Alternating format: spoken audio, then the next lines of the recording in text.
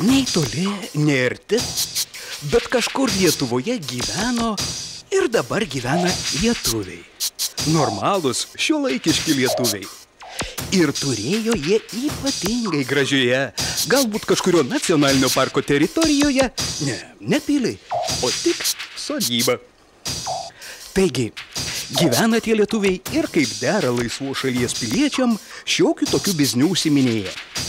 Tas biznis nebūtų bizniu, jeigu jo agentai iš mokesčių inspekcijos neaplankytų. Ir dar labiau, tas biznis nebūtų bizniu, jei prie jo kažkas nebandytų rūpestingai prisiglausti.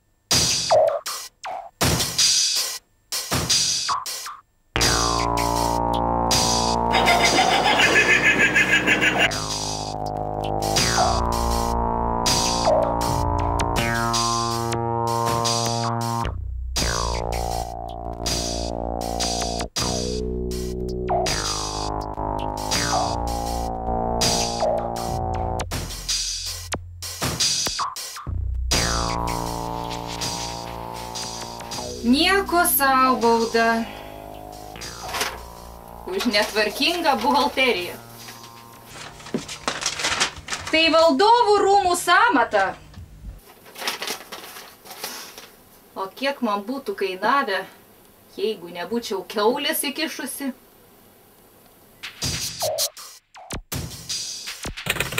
Kristina, dalykiška ir dviprasmiška. Kai buvo jaunesnė, nei kaip dabar jauna. Suprato, jog kiekviena kažkuri valdžia turi kažkurį bufetą. Patyrė apartamentų bei jų priedėlių žavesį. Tam tikrą laiką. Dabar ji pakelės karčiamos ir viešbutuko savininkė. Vieniša, bet primename, dalykiška ir dviprasmiška.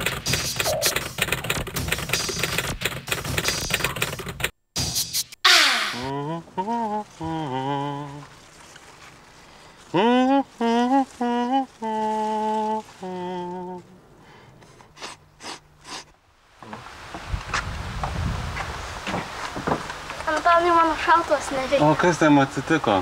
Sugedo. Parodė.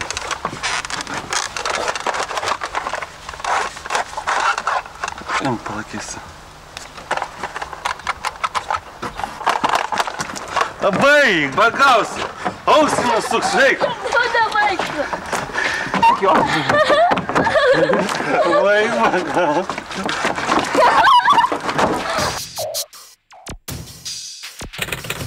Broliai Antanas ir Simonas, Kristinos augintiniai, žuvusios sesers vaikai, našlaičiai. Antanas dar ne ąžuolas, bet ir ne vėjuje blaškomas žilvitis. Netolimoje ateityje jis taps svarbiausiu Kristinos ūkio tvarkytoju. Jo brolis Simonas dar vaikis. Bet sakosi, būsias magu ir padarysęs Kristiną visų valdžios bufetų ir viešbučių valdovę.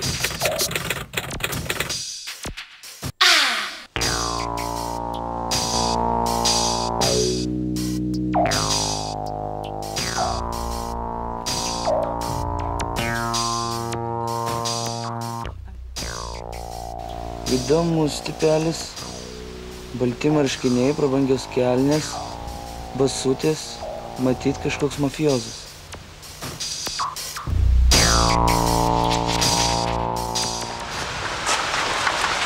Tiš!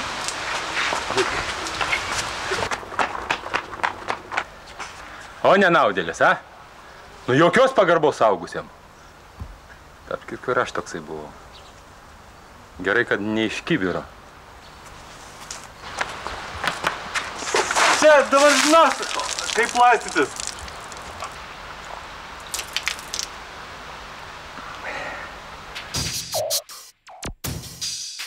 Arvydas. Amžiumi sakosi esas tarp 40 ir 50. Vienas pirmųjų kažkurios pirmosios verslo akademijos auklėtinių. Į dangų žiūrėjęs ir pro limuzino, ir pro kalėjimo langą. Įsitikinęs, jog paskutinis juokiasi tas, kas pirmą šauna. Šiandien dar bus taikių seksualių verslo menininkų, ieškančių švarios drobės savo sumanimams įgyvendinti.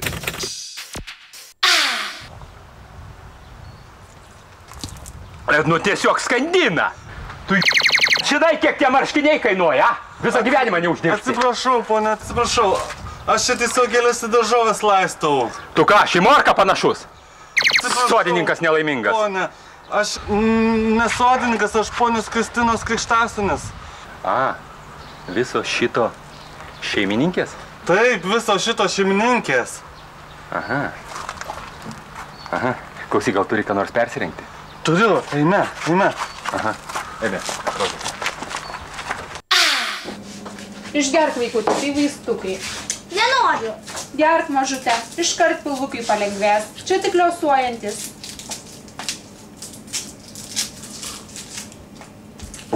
Neskanu. Jei išgersi, gausi šokoladą. Milda. Nuo patirtos gyvenimo kaitros šiek tiek pavargusio žydėjimo moteris. Išdidi, bet šiandien kiek pasimetusi. Buvusi prestižinių sostinės restoranų virėjų virėja, su dukra radusi prieglobstį Kristinos sodyboje. Milda, sriubos porcija. Anam, kur prie lango sėdi. Ankstyvi klientai šiandien. Gerai, kad spėjau išvirti. Aha, ankstyvas. Ir keistas kažkoks. Klausyk, o tu girdėjai apie maniaką? Aš, kai apie jį išgirdau, tai nuo šiol viena per tą miškelį už ką nebevaikščiosiu.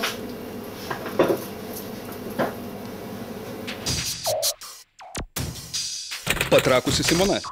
Mildos ir mums kol kas dar nežinoma jos romano vaisius. Ištikima Simono bendražygė. Barmenas Kesas. Simonas ir Simono tandemą vadina Figaro šen, Figaro ten. Aplinkiniai gyventojai SS mobiliuoju būriu. Koks dar maniakas? Aš nieko negirdėjau. Tai jau visa apylinkė žino. Jis pripuola iš nugaros ir... Ir ką, išprievartauja? Nežinau, niekas nežino. Gelbėtojai praminė. Kodėl gelbėtojų? Todėl, kad jis pribėga ir puldama šaukia. Aš jus išgelbėsiu. Koks siaubas. Kokius niekus judvi čia tauškėte užuot dirbusios? Viktorija, tavo klientas seniai sriubos laukia. Siaubas. Siaubas ką tik iš manęs išėjo. O tu, Milda, užeik pas mane, kai turėsi laiko, meniu aptarsim.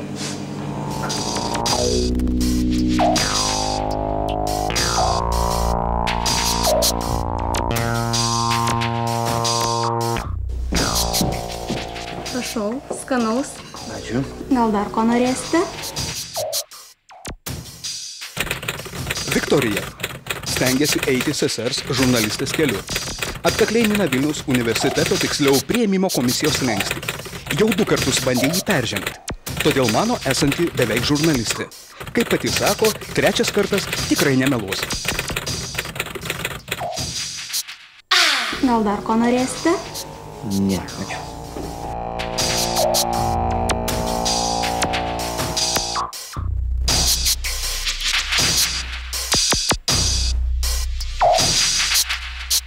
Kestai, Kristina kavos prašė. Greitai. Klausyk, Kestai. O kaip tu žiūri mažą ūgio moteris? Iš aukštai, žinoma. Fui, koks tu. Nu, baig, tu pajokavau, tu man toks gražus mažas paukštelis. Nu, tu višta, nu. Davai, valyk greitai. Jėzus, žiūrėk, šūkis visur. Viską pačiam daryt. Na kaip, dabar gerai? Ne, dar čia ir čia, va. O dabar? O dabar jau geriau, matai, kaip nori, tai moki.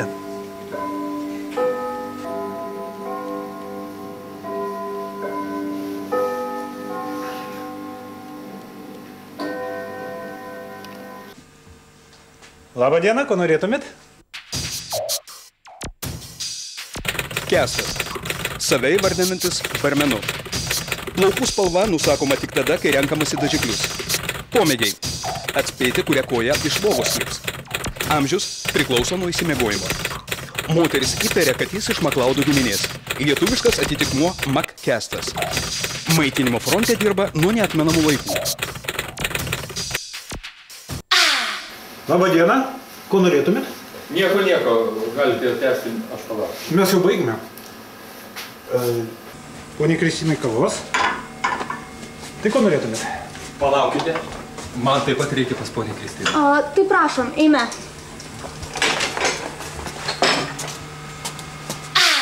Tik perspėju, ponios Kristinos šiandien labai bloga nuotaika. Šiandien ją aplankė mokesčiai. Kas mokesčiai? Gal taip dar ir geriau. Tai sakot, ponios Kristinos nuotaika prasta? Oi, prasta, tokią pajuodusią šviesenybę mačiau. Nu, gal taip ir geriau. Kaip suprasti geriau? Duokit padėklą man. Kaip mano plaukai? Gerai, viskas gerai. Durys atsidaro. Ką? Durys atidaryk, po to tik neužmiršk uždaryti. Aš jūs išgelbėsiu. Oi, aš išgelbėsiu. Vidury baltos dienos aš kabinu užuolaidą, o tas maniakas mane už užpakalio. Tikrai tas pats. Jį reikia surišti. Duok ką nors greičiau, kol jis dar neatsigavo. Greičiau, jis atsigauna, surišti. Aš jūs išgelbėjau.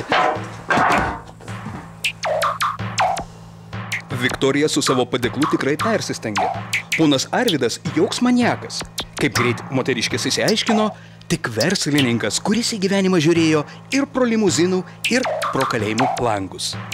Jūs ką? Kuoktelėjęs? Vidury baltos dienos? Aš ant kėdėsgi užlipau tik tai užstrigusią užuolaidą pataisyti. O jūs, kaip koks žvėris, mane, atsiprašant, užpuolėte iš užpakalio. Atsiprašau, už ko aš jūs griebiu? Atsiprašant, už užpakalio. Suprantat, aš pagalvojau, kad jūs kartis ruošitės. Ką? Oi, nereikia. Kartis? Kartis, o jūs mane baldain. O vis dėlto, kas jūs toks? Atsiprašau, nespėjau prisistatyti. Arvydas. Kristina. Galima sakyti, konsultantas. Verslui. Taip ir patikėsiu. Sakai, verslo konsultantas. Aukščiausios kategorijos. Oi. Aha. Pasakoja ponia Kristina ponui Arvydui apie savo problemas su mokesčių inspekcija. O ponas Arvydas siūlo poniai Kristinai idėją, kaip užsidirbti pinigų, kad ir vilkai sotus būtų, ir avis piniginėje sveikos liktų. Tam bereikia šiek tiek pinigų minikameroms pirkti ir patyrusius žurnalistus nusamdyti, kurie visokias negerovės aiškintųsi ir į dienos šviesą vilktų. Arba nevilktų. Tai priklausytų nuo pačios negerovės, nuo jos dosnumo. O kad solidžiau būtų ir pavadinimą sugalvojo LTT – Liaudies tyrimų tarnyba. Pirmas naujos veiklos etapas – žurnalistų paieška.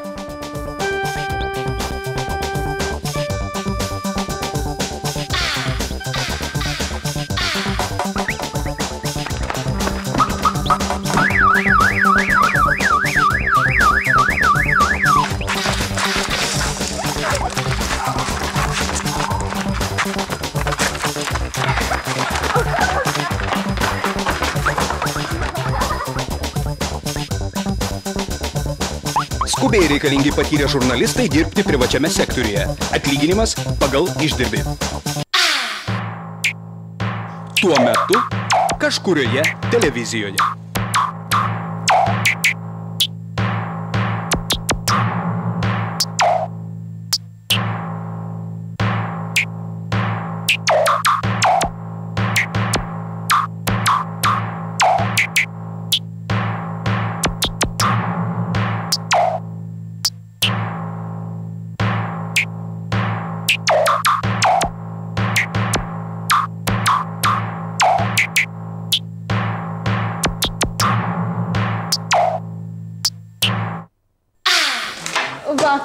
į anglų kalbą išverčiau. Nu, pažiūrėsim. Omelėt srambėlėd. Kas per srambėlėtas čia, supranti? Omelette scrambled. Plakta kiaušinienė. Prašyčiau manęs nemokyti, aš ir pats kai ką žinavo. Please, prošai, in salė bardzo. O!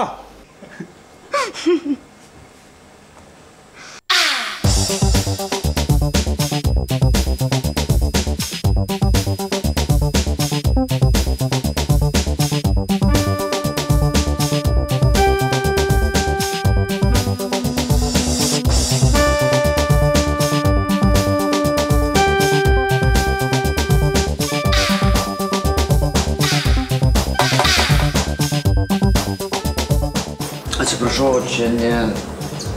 Ne. Bet taip pat anglas. Matai, jos panašus. Jums ką, žurnalistai reikalingi? Taip, mums reikalingi žurnalistai. Bet jūs mane labai žurnalistą panašus. Na, ko tu kesti prie žmonių kimbi? Ar skani sriubytė buvo? Gal dar ką norėtumėt? Kavos. O pas ponę Kristiną aš jūs palydėsiu. Minutėlę.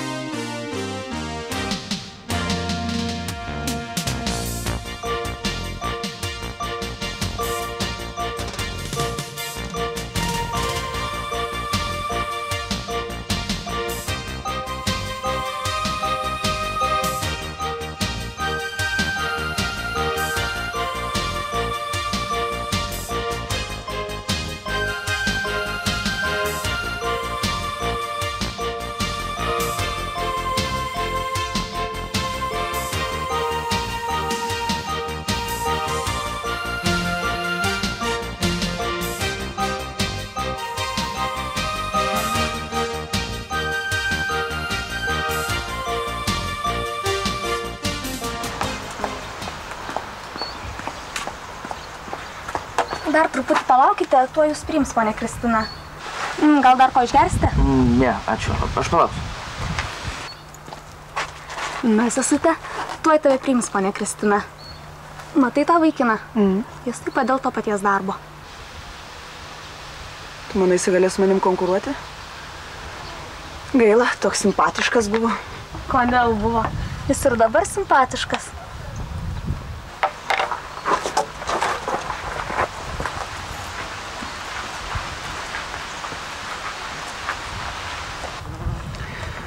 Gali būti, kad jis paskutinės mano vilties gauti darbą duobkasys. Tai kas čia ieško darbo, jūs? Taip prašau. Įdomus tipelis. Balti marškiniai, prabangos kelnės. Laukai, gražiai sušukuoti mafiozas. Garantija, mafiozas. Rudi batukai. Grinai mafiozas. Laukai dar taip sušukuoti kaip mafiozo. Jo, kažkur aš jį mačiau.